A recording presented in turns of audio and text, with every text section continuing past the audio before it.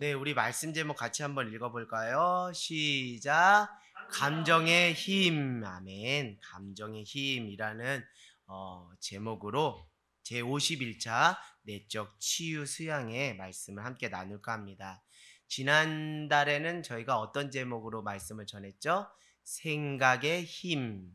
이번 달에는 감정의 힘. 다음 달 미리 예고하겠습니다. 의지의 힘. 그렇게 해서 혼적인 부분에 대해서 함께 한번 나눠볼까 하는데요. 지난달에 이어서 이번 달 두 번째 시간입니다. 지난달에 제가 내적 치유 수양회를 통해서 말씀드렸죠. 우리가 성화의 길을 걸어가고 있다고요. 근데 특별히 혼적, 영혼, 육축의 혼적인 부분은 우리가 평생 하나님 나라 갈 때까지 성화의 과정을 거쳐야 한다라고 말씀을 드렸습니다. 그래서 혼의 영역은 크게 세 가지로 구성되어 있다고 그랬죠. 무엇으로 구성되어 있다고 그랬죠? 지, 정, 의라 그랬죠. 지는 뭡니까?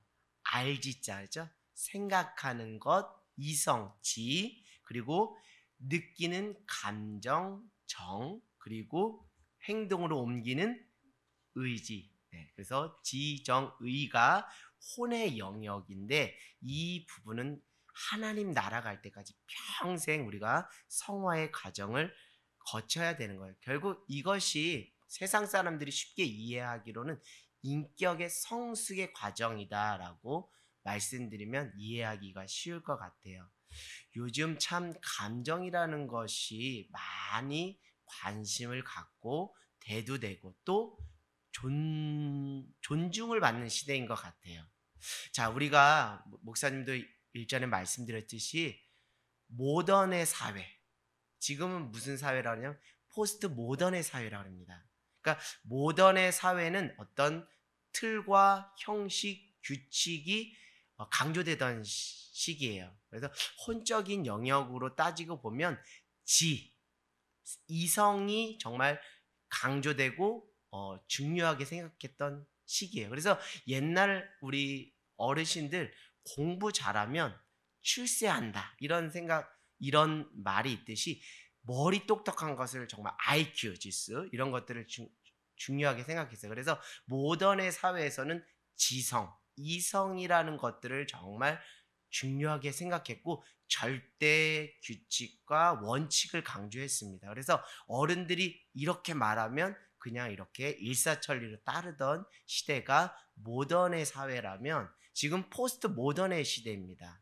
근데 요즘은 포스트 모던의 시대는 이성을 강조하는 것보다도 감성을 강조해요. 그래서 감성 지수를 강조하고 감성을 개발해야 리더입니다. 이런 이야기를 하는 것처럼 감정이라는 것이 어떤 부분에서 대우를 받고 어떤 존중을 받는 어떤 포스트 모던의 시대에서는 감성의 시대다라고 해도 과언이 아닙니다. 그래서 이 포스트 모던의 시대에서는 어떤 절대 규칙과 원칙을 들이대면 사람들이 싫어해요. 그러니까 각자 처해진 상황에서 그들의 상황을 보고 그들의 마음을 공감하고 보듬어 줄 수 있는 그런 따뜻한 감성을 소유한 리더들을 선호하는 시대가 된 것입니다. 참 그렇게 감정을 존중하는 시대가 되었는데요. 이것이 또 병폐가 있더라고요. 부작용이 있어요. 그래서 감정이 존중받는 시대가 되어서 이것이 자칫 과용으로 좀 오용될 때가 있는데요. 그것은 다른 게 아니라 자기 기분에 내키는 대로 이제 막 표현을 하는 경우가 있고 자기 마음대로 자기 멋대로 내키는 대로 자기의 감정을 막 쏟아내는 그래서 감정 조절에 어떤 문제가 있고 브레이크가 안 걸리는 그런 시대적인 문제들이 있습니다. 여러분 인격이 성숙한 사람은 어떤 사람일까요?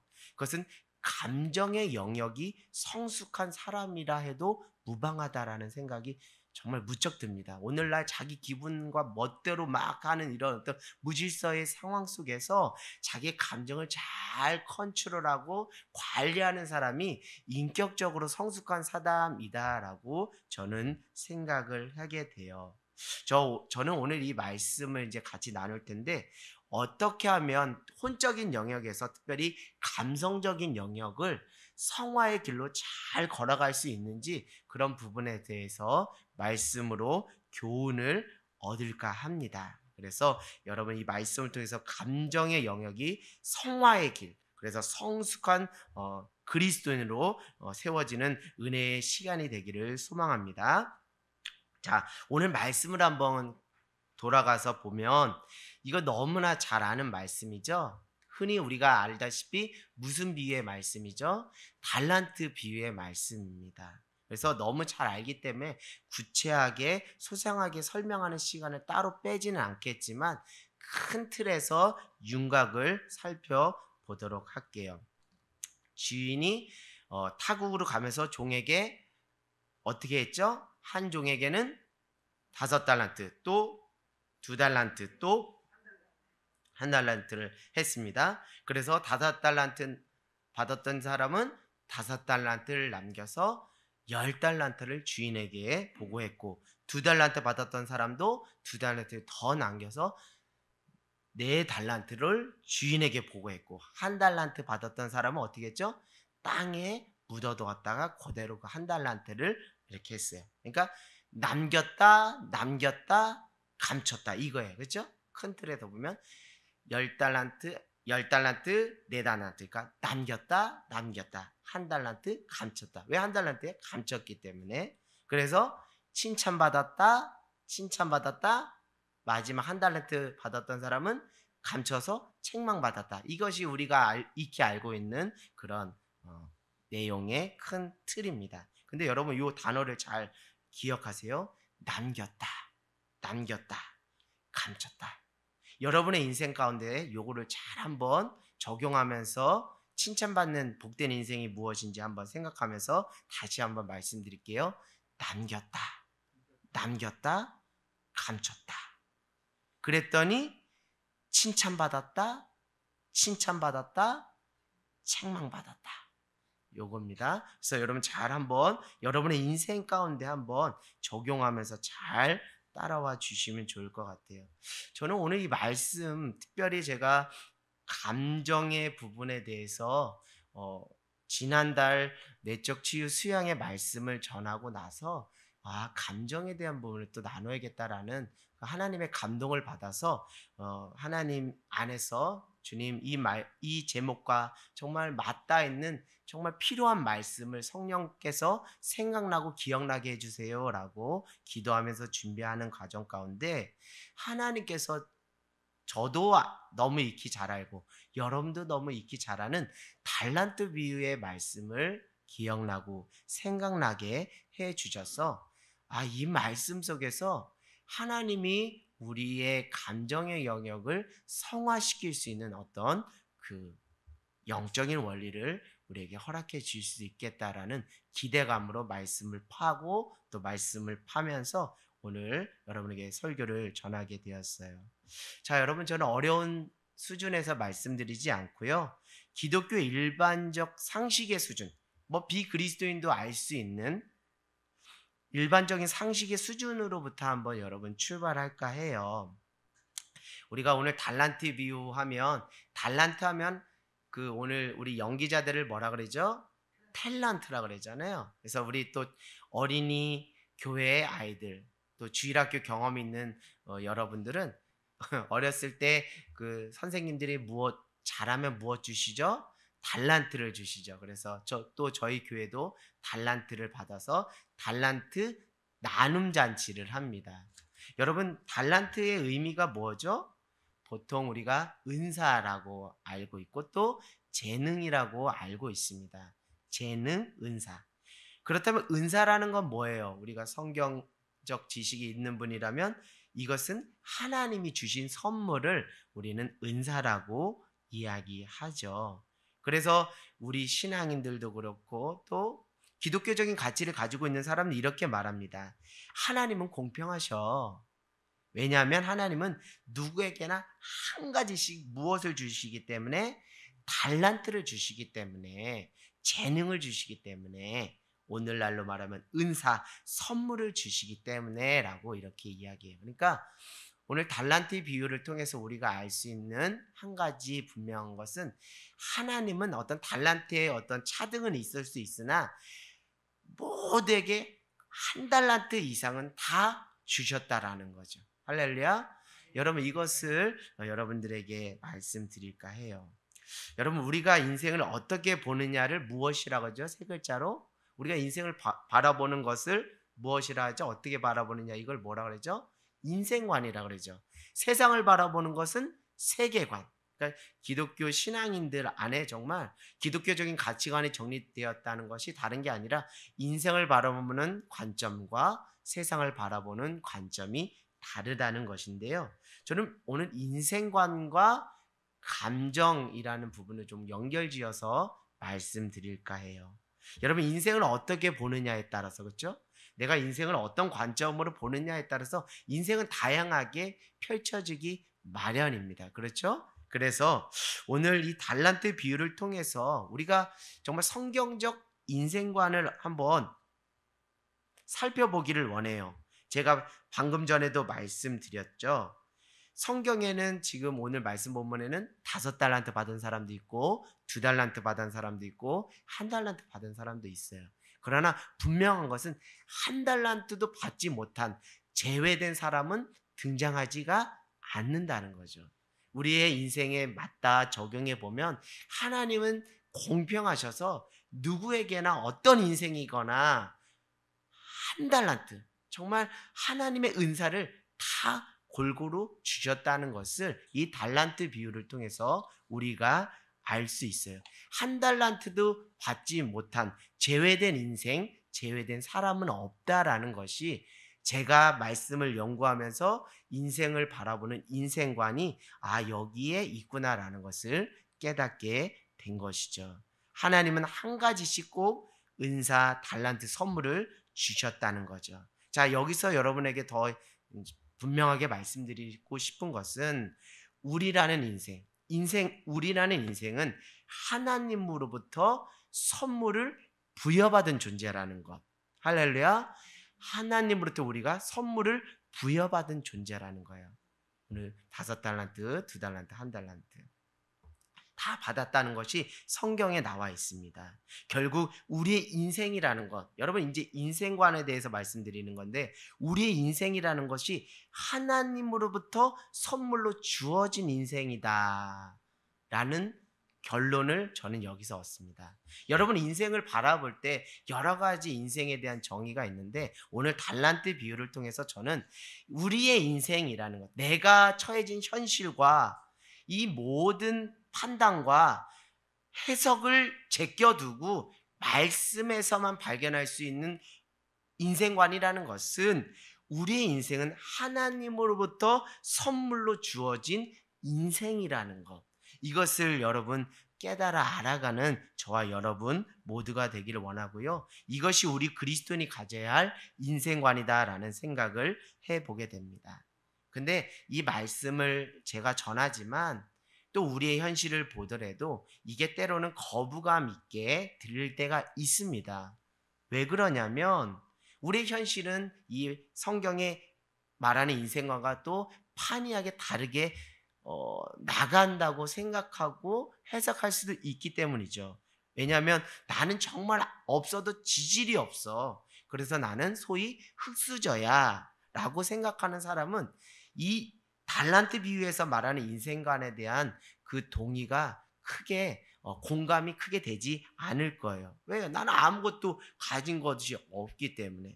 환경적으로 열악하고 나를 받쳐주는 아무런 백도 없는 사람은 그 하나님으로부터 주어진 그 선물로서의 인생에 대한 이해가 정말 거부감 있게 들릴 수 있습니다. 오늘 성경에서처럼 누구는 5달란트 받았고 누구는 2달란트 받았고 누구는 1달란트 받았는데 나는 오죽하면 나는 1달란트조차 없잖아 라면서 다른 사람과의 비교 속에서 자신의 인생을 한탄하고 절규하고 절망하는 어떤 청춘과 인생들이 있을 수 있습니다.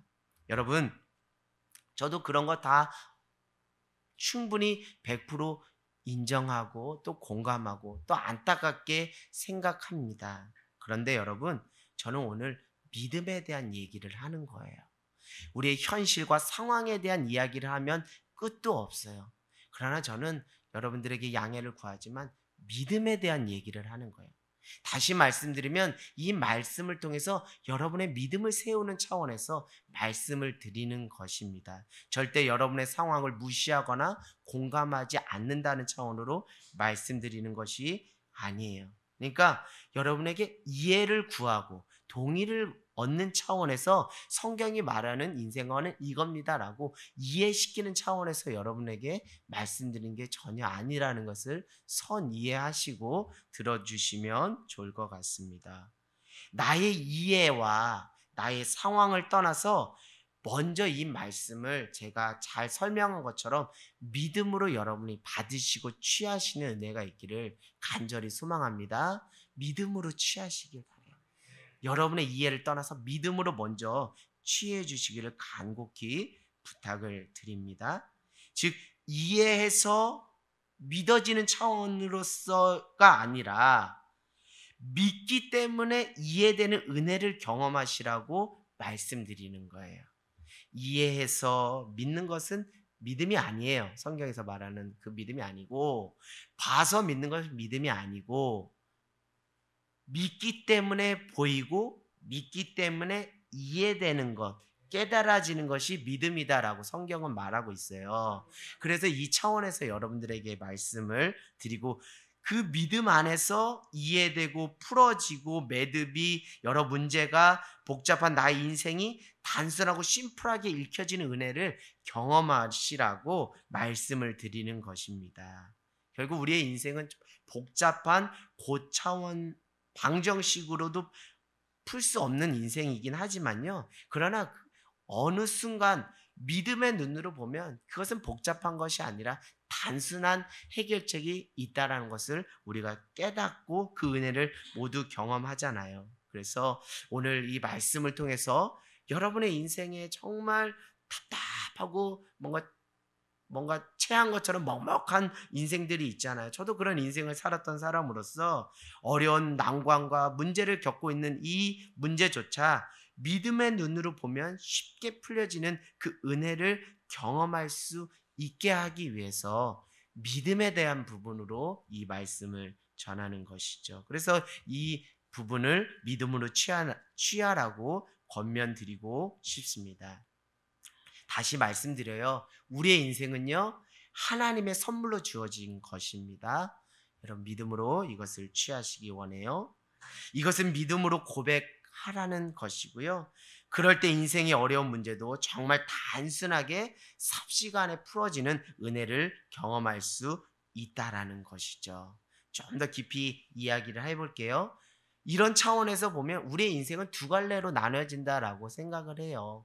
단편적으로 말씀드립니다만, 나의 인생을 하나님의 선물로 볼 것인가와 선물로 보지 않을 것인가로 두 짝으로 쫙 하고 나뉜다는 거예요.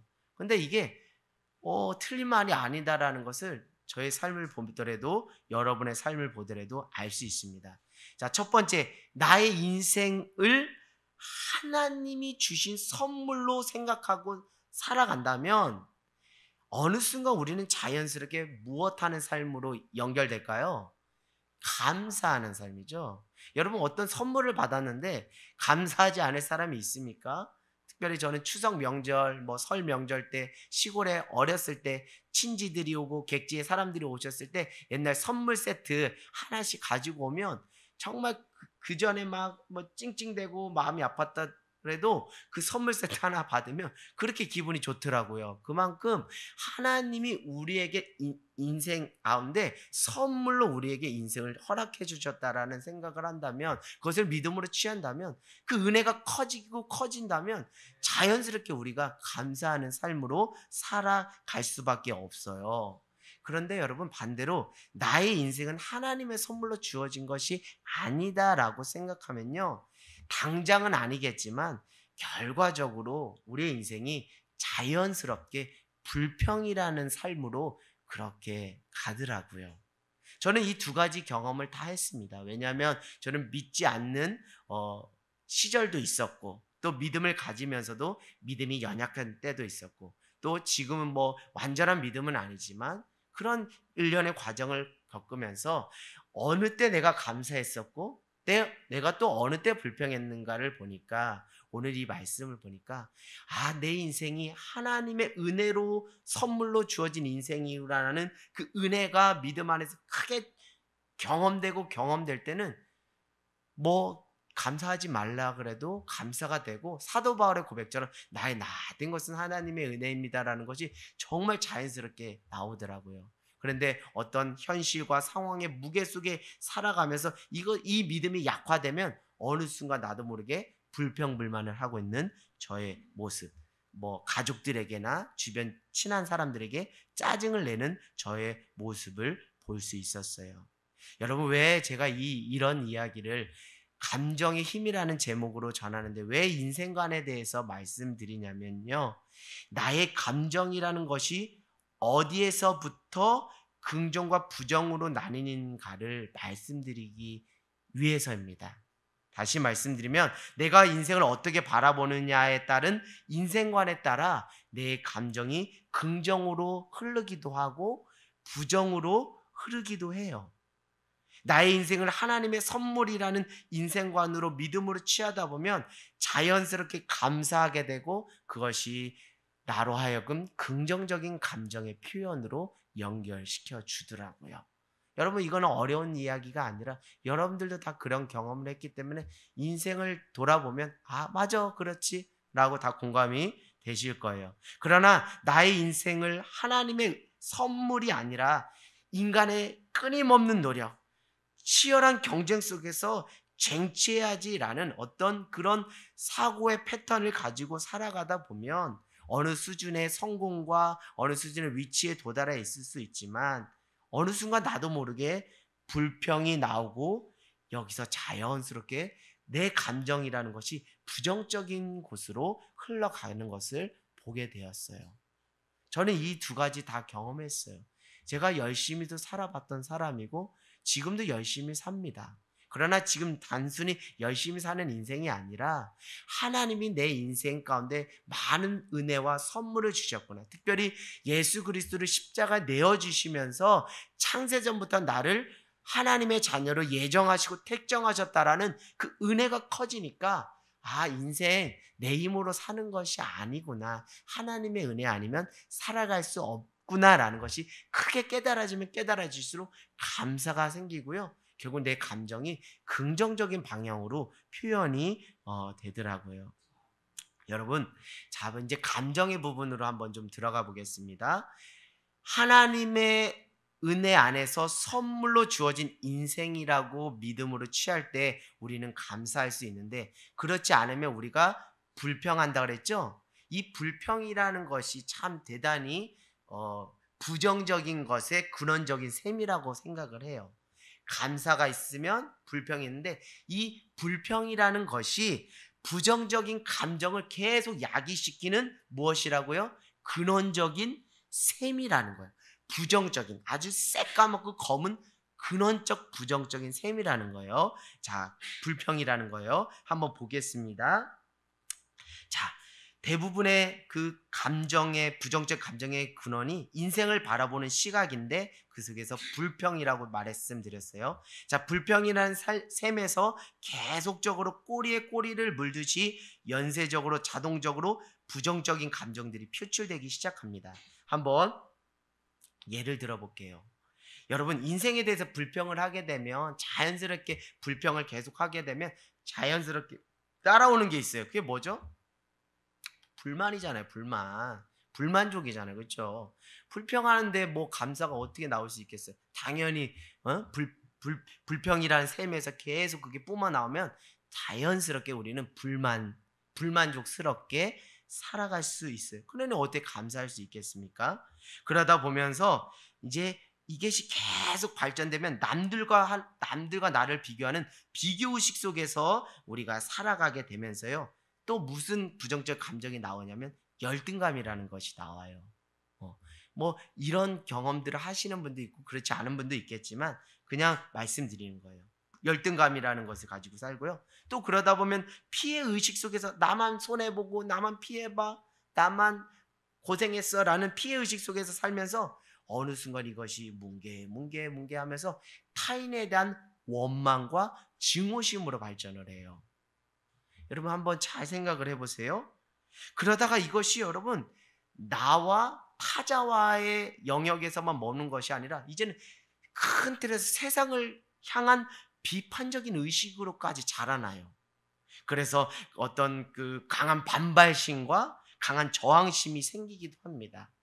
이게 다 어디서부터 시작되느냐면 인생을 어떻게 바라보는가에 대한 그 반응에서부터 이것이 셈으로 작용한다는 거예요.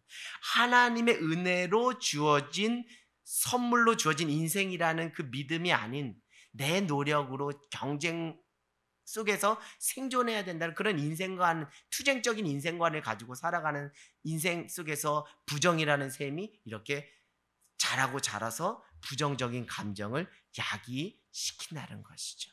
여러분의 감정은 긍정의 기류로 흐르고 있습니까? 부정의 기류로 흐르고 있습니까? 혹 부정의 기류로 흐르고 있다면 다시 원점으로 돌아가서 내가 정말 성경적 가치관에 입각하여서 나에게 주어진 인생을 바라보고 있는지를 다시 점검해 볼 필요가 있다라는 거예요. 결국 인생을 어떻게 바라보느냐에 따라 바라보느냐가 감정에 많은 영향을 미친다는 것을 저는 말씀드릴 수 있어요. 그래서 성경적 인생관을 확립하는 것이 정말 중요해요. 그래서 뭐 오늘 달란트 비유뿐만 아니라 여러분 오늘 집에 가서 성경을 인생관이라는 어떤 차원에서 성경을 읽어보면 다 여기서 인생의 형통의 원리, 인생관이 어떤 것인지 다 읽혀집니다. 그 속에서 감사가 또 은혜가 저절로 깨달아지기도 하죠. 자, 그래서 감정의 성숙, 즉 혼의 영역 중에 감정에 대한 성화에 대해 대단히 중요하다는 건데요. 그러니까 인생관을 성경적으로 확립하는 것이 혼적인 부분에서 감정의 성화에 대단히 중요하다는 것을 말씀드리고 싶어요. 자, 우리 하나님께서 우리를 하나님의 형상으로 창조하셨죠. 그렇죠? 그런데 이거를 다시 또 말씀드리면 영혼 육으로 구성되게 창조하셨다는 것을 말씀드렸고, 혼적인 부분에서는 지정의, 생각하는 지이성, 느끼는 감정, 행동으로 옮기는 의지를 가지게 만드셨다라는 거죠. 이것 또한도 하나님이 은혜 안에서 우리에게 주신 무엇이라고 이해하는 게 필요하다고요? 선물로 이해하는 것이 필요하다는 거예요. 선물로.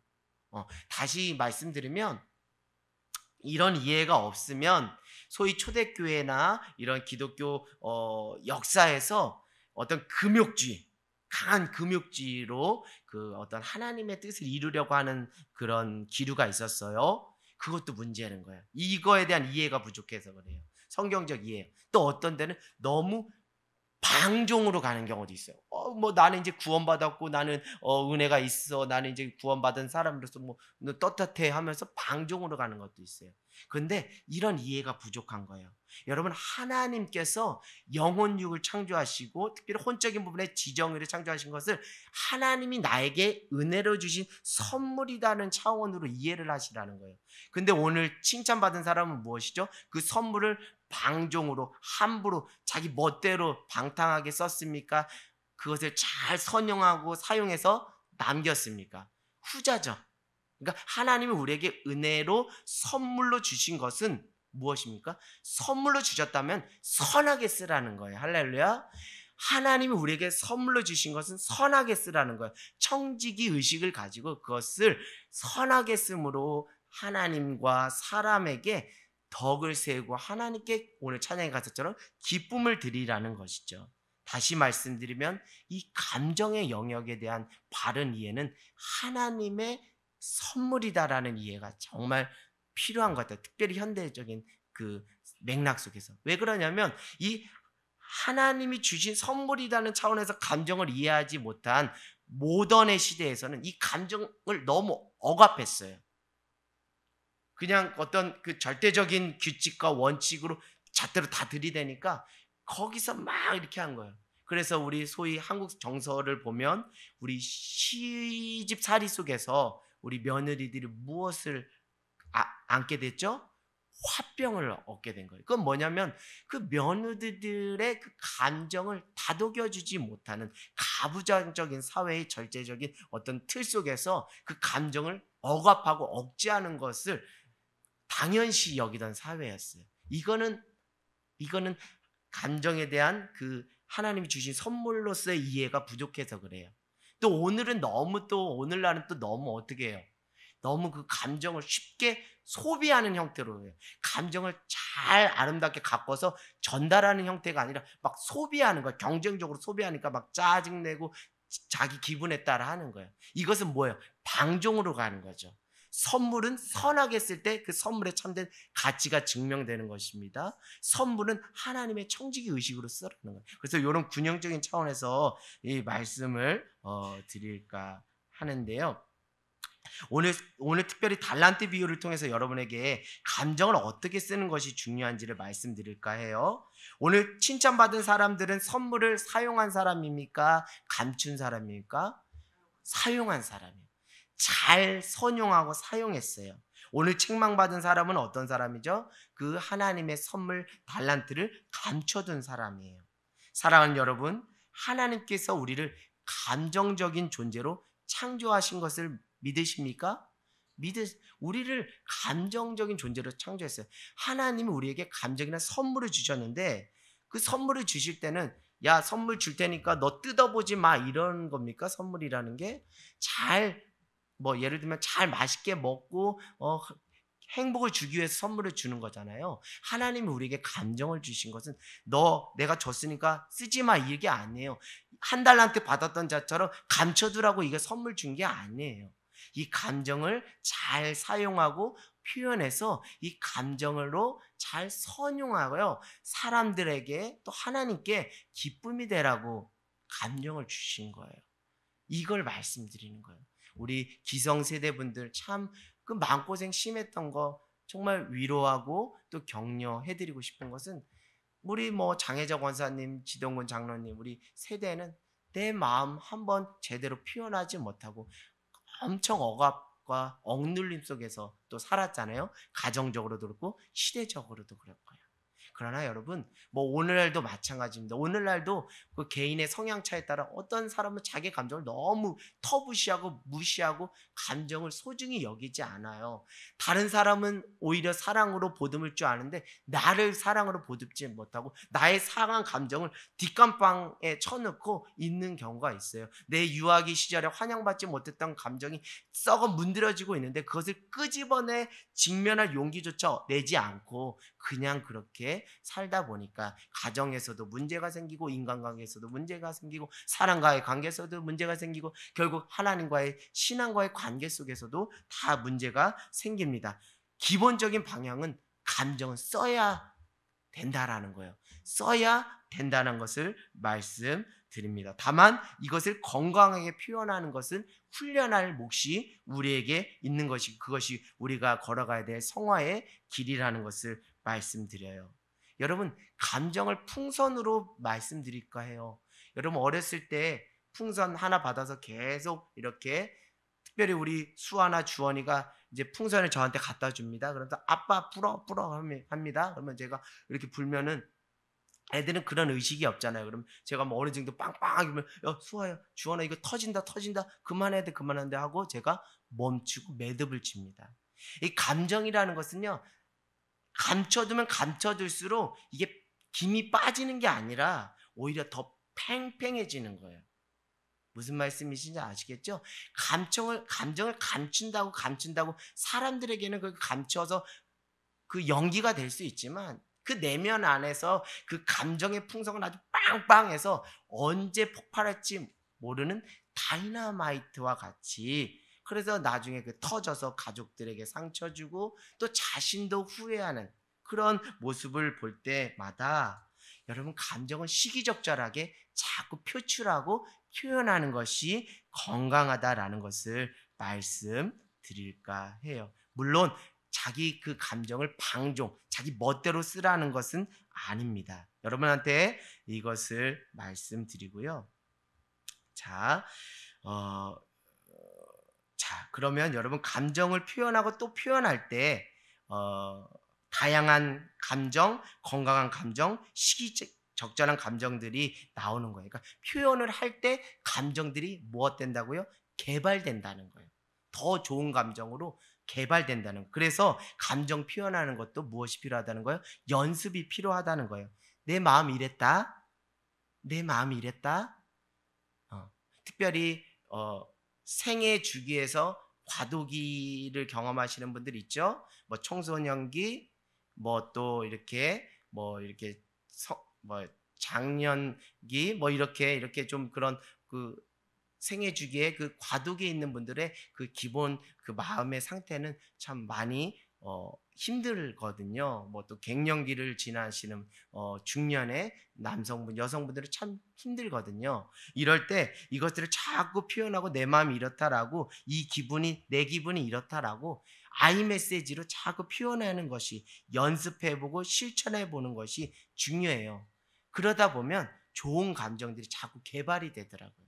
그래서 사랑해, 우리 목사님이 조미고사 이거 하죠? 이거 정말 좋은 거라고 생각해. 좋아해요, 미안해요, 사랑해요, 고마워요. 계속 하다 보면요, 그게 개발되고요. 자녀들은 이제 부모가 시키지 않아도 그것을 하게 되고, 나중에 그 자녀들이 결혼해서 가정을 꾸리면 그것이 너무나 익숙한 문화가 돼요. 그러면 그 가정은 행복하지 않을 수가 없는 정말 행복한 가정이 되는 것이죠. 오늘 여러분 그 부분에 대해서 말씀드리고, 오늘 직접적인 신앙의 원리를 좀 말씀드릴게요. 감정의 힘을 어떻게 건강하게 키움으로 표현하는지에 대해서 말씀드리고 이제 말씀을 마칠까 하는데요. 하나님이 주신 인간의 감정을 선하게 사용하고 싶다면 자신의 감정이 성령의 다루심을 받아야 한다는 것을 자각하고 인식하며 살아야 돼요.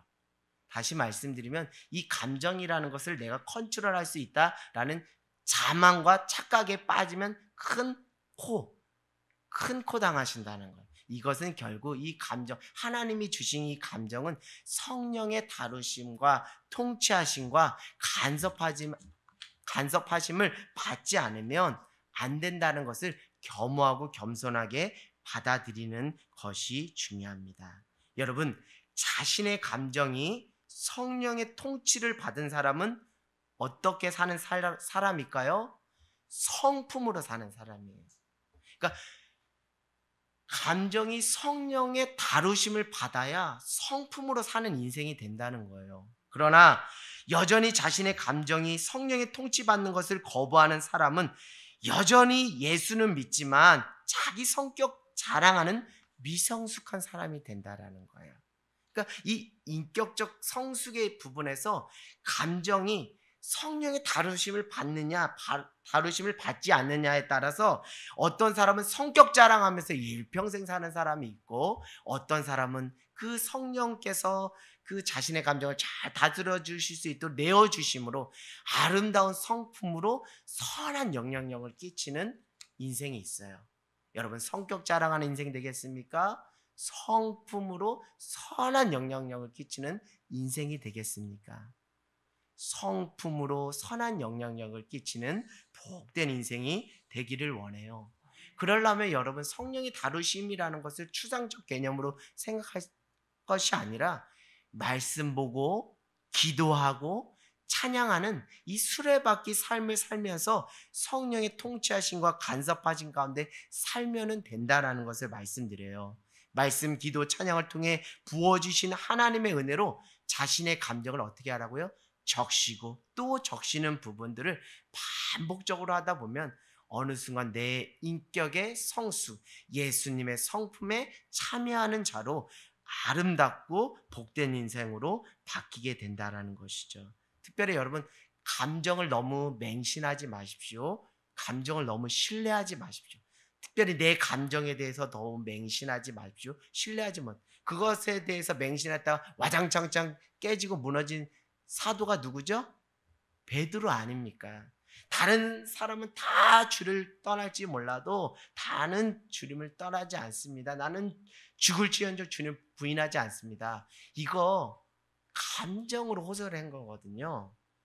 그 안에 핍박이고 고난이니까 그 감정이 언제 그랬나 쏙 하고 바뀌잖아요. 그래서 감정이라는 것은 변합니다. 이게 변하는 것을 정죄한다는 차원이 아니라 언제 감정이라는 속성은 변하기 마련이에요. 그래서 조삼모사라는 말이 한자가 나오듯이 이게 괜히 나오는 게 아니에요.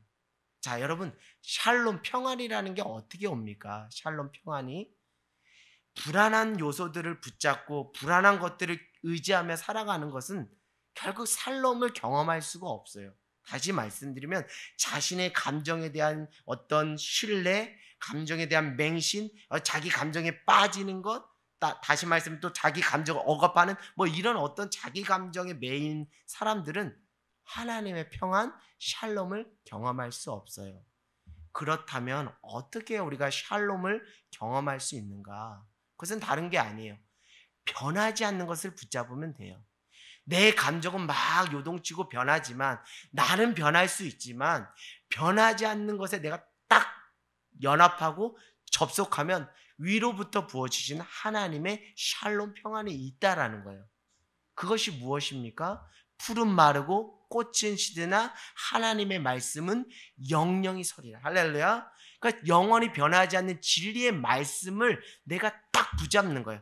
내 감정의 영역에 변하지 않는 진리의 말씀을 채워넣고 채워넣으면 정말 불안하고 아침 다르고 저녁 다르던 늘 기분파야로 살아갔던 내가 어느 순간 말씀이 묵직하게 내 감정의 영역을 지배하고 다스리니까 내 안에 샬롬 평안이 임하는 거예요. 다른 사람들이 봤을 때 야, 너 옛날에 너가 아니네? 야, 너 옛날에는 정말 막 이렇게 불안해 초조했던 인생인데 야, 어떻게 그렇게 됐어? 아, 내가 하나님의 말씀을 의지하니까 하나님의 말씀 속에서 하나님의 은혜가 나에게 주어졌어. 내게 평안이 주어졌어. 라는 거예요. 그래서 말씀, 기도, 찬양 중에서 특별히 저는 변하지 않는 진리의 말씀인 그 말씀을 붙잡는 것. 그것이 정말 성령의 다루신 것, 통치하신 가운데 나가는데 가장 중요한 부분이라는 거죠. 그래서 말씀, 변하지 않는 진리의 말씀 붙잡고 그 말씀으로 뭐 하는 거예요? 기도하라는 것이죠. 그 말씀의 기초에서 뭐 하라는 거예요? 찬양하는 거예요. 그래서 기도라는 것은 여러분 특별히 억울함 가운데 그 억울한 감정 가운데 있는 분들이 있으시죠? 뭐 사람들 때문에 괜히 억울한 감정 가운데 있는 분들이 있어요. 그럴 때는 여러분 이 말씀에 의지해서 하나님 앞에 뭐 하라는 거예요? 토설의 기도를 드리라는 거예요. 하나님께 쉽게 말하면 하나님께 일러바치라는 거예요. 사람에게 일러바치면 그건 흉이 되지만 하나님께 일러바치는 것은 절대 흉이 아니라 그것은 무엇이 된다고요? 기도가 된다는 거예요. 그래서 성경에 나오는 시편에서도 시편의 저자인 다윗은 그 토설 기도가 아주 시편에 막 나오잖아요. 그거는 사람에게 흉본 거 아니에요. 저 사울 막 흉본 게 아니에요. 하나님의 말씀에 의지해서 하나님께 일러바친 거예요. 토설한 거예요. 그랬더니 그 어느 순간 그 말씀 안에서 토설 기도했더니 그가 고난 가운데서도 평안을 유지함으로 이스라엘의 왕으로서 하나님 앞에 쓰임받고 들림받을 수 있었던 거예요. 그리고 말씀에 기초하여 찬양을 여러분 그냥 옹알옹알 하지 마시고 삶의 자리에서 입술로 크게 열어 선포하세요. 예루살렘아 이렇게 하면서 우리 편설아 집사님이 아주 너무 은혜스럽게 하시는데 그렇게 하시라는 우리 지난 주일날 목사님께서 찬양의 능력에 대해서 대단히 귀한 말씀 주셨잖아요.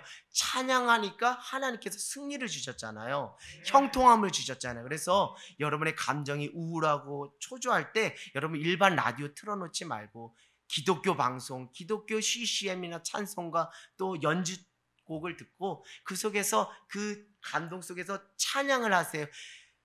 살아계신 주 나의 참된 소망 걱정 근심 전혀 없네 이렇게 선포하면서 찬양하면 신기하더라고요. 어느 순간 내 마음에 평안, 샬롬이 임하더라는 것이죠. 이제 말씀을 마칠까 합니다. 그렇다면 내 마음, 내 감정의 힘이 어느 수준까지 자라야, 건강하게 자라야 건강하게 표현될 수 있을까요? 여러분, 말씀 보고 기도하고 찬양하는 수레바퀴의 삶을 저는 강조했습니다. 이거 형식적으로 하라는 게 아닙니다. 그냥 루틴, 소위 말하는 습관과 루틴에 따라 하지 말라는 거예요. 말씀을 먹고 기도하고 찬양하면 뭔가 나오는 게 있어야 된다는 거예요. 먹으면 배출되는 것처럼 이 말씀과 기도와 찬양하면 뭔가 나오는 것이 있어야 되는데, 뭐 열매가 있었는데 그 열매를 보고서 이 사람이 형식적으로 했는지 아니면 진짜 했는지가 알 수 있는데요. 그 열매가 뭘까요? 하나님으로부터 주어지는 마음입니다, 여러분. 내 마음이 불안하고 초조해요. 누구에 대한 원망이 있습니다. 누구에 대한 증오가 있어요. 세상에 대한 반발심이 있어요. 부모에 대한 원망이 있어요. 내 삶에 대한 한탄과 내 삶에 대한 저주가 있는 이 상황 속에서 말씀 보고 기도하고 찬양하면서 하나님을 바라봤더니 어느 순간 하나님으로부터 주어지는 마음이 내 혼의 영역을 지배하고 간섭하고 적시게 되는 거예요. 그래서 여러분, 오늘 감정의 힘을 키우라는 것, 어느 지경까지 가느냐가 중요한데, 하나님의 마음을 회복할 때까지 말씀을 계속 읽으시고요, 찬양을 계속 하시고요, 기도하시라는 거예요. 저도 오늘 말씀을 준비하기 전에 저도 삶의 자리에서 힘든 부분들이 많이 있었습니다. 근데 오늘 제가 이 말씀을 준비하면서 하나님께서 하나님의 마음을 주셔서 위로가 됐고 용기를 얻었고 소망을 얻었어요. 다 하나님이 뜻하신 바가 있겠구나. 하나님이 나를 아름답게 정금같이 단련시키시려고 하는 훈련의 뜻이 있구나 라는 그런 하나님의 계획과 섭리가 읽혀진 거야. 하나님의 마음을 자꾸 받다 보니까 고난이 나를 무너지게 하는 것이 아니라 도리어 하나님의 은혜를 받게 하는 전화위복 역전의 시간이구나 라는 것이 계속적으로 제게 부어지는 거예요. 오늘 여러분 어떤 마음으로 오셨는지, 정말 억장이 무너지는 마음으로 오신 분들도 있을 텐데요. 오늘 기도합시다. 오늘 말씀 붙잡고 기도하고 찬양할 때 특별히 하나님 마음을 부어주세요. 내 마음 갖고는 제가 한시도 살아갈 수 없어요. 정말 이런 표현 써서 죄송합니다. 미치겠어요. 힘들어 죽겠어요.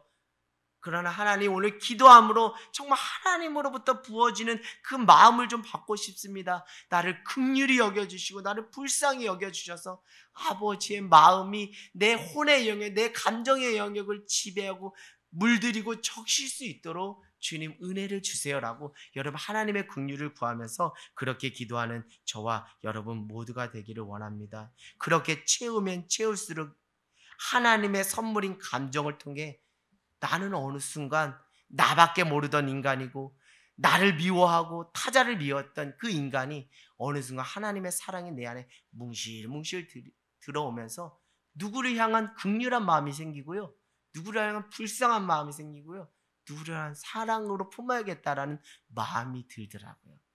신기하더라고요. 내가 그렇게 하려고 의지를 그렇게 들여도 안 되는데 하나님이 부어주시니까 저렇게 왼수 같은 남편도 저렇게 불쌍할 수가 없고요. 저 영혼 죽으면 안 되는데 내가 저 영혼을 위해서 기도해야지라는 마음이 들더라고요. 속색이던 그 자식도 어찌 그렇게 긍휼하고 불쌍하게 보이는지요. 저도 군대 가기 전까지만 하더라도 저희 아버지를 좀 증오까지는 아니더라도 싫어했어요. 왜냐, 어머니를 그렇게 고생을 시키니까 같은 남자로서도 이해가 되질 않는 거예요. 꼭 고생시키는 쪽으로만 가시는 것 같아. 안 되는 쪽으로만 가시는 것 같아. 내가 봐도. 그래, 어머니가 오죽 답답하겠어요. 저 망하는 길로 아버지가 가자고, 자기 혼자 가면 되는데 같이 끄집어서 들어가자고 하니까 매년 농사 질 때마다 농사가 잘 안 되고 빚만 걸머지고 하니까 아버지에 대한 원망, 아버지 때문에 우리 가정을 이렇게 고생한다, 이런 마음이 있었는데, 제가 군대를 가서 제가 이렇게 하나님의 은혜를 잊고 또 하나님의 마음을 받으면서 어느 날 제가 상병 때 휴가를 받아서 이제 아침에 저기 경남 고성에서 출발하니까요, 강원도 횡성에 오니까 한 5시, 6시, 7시 되더라고요.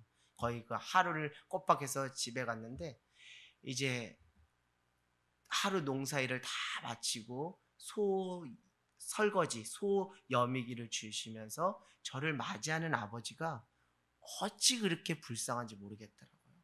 예전에는 어깨가 듬직했던 아버지가 아니라 왜 이렇게 어깨가 좁고 이렇게 불쌍한 중년의, 아니 할아버지가 된 것을 보면서, 아, 그때 처음 제 인생에서 예수 믿고 처음 그때 하나님의 긍휼이 이런 거구나 하는 것을 깨달았어요. 제가 한 게 아니에요. 말씀과 기도와 찬양 가운데 위로 부어주시는 하나님의 은혜, 하나님의 마음이 저에게 제 마음의 감정까지도 압돼 버리니까 그 증오는 온데간데 없이 아버지가 불쌍하게 여겨지더라고요. 그러면서 목회하면서 이 긍휼의 마음, 아버지의 마음이 계속 저에게 부어지는 거예요. 근데 어느 때 괴롭냐면 제 안에 이 마음이 식어질 때가 제가 괴롭더라고요. 하나님의 마음으로 목회하지 못하고 위선적이고 이중적인 모습을 볼 때 참 괴롭더라고요. 그래서 그럴 땐 다른 거 하지 않아요. 그냥 긍휼히 여겨주세요 하고 무릎 꿇고 기도하게 됩니다. 사랑하는 여러분, 여러분에게는 어떤 하나님의 마음이 있습니까?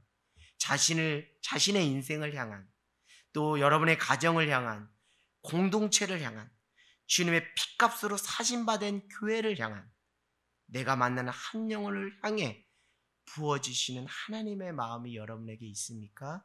사랑하는 여러분, 여러분의 감정이 하나님의 마음으로 적셔지기를 소망합니다. 성령 안에 성화의 과정을 거치면서 아름다운 성품을 소유한 예수님을 닮아가는 성숙한 그리스도인으로 거듭나게 되기를 주님의 이름으로 간절히 기도합니다. 아멘.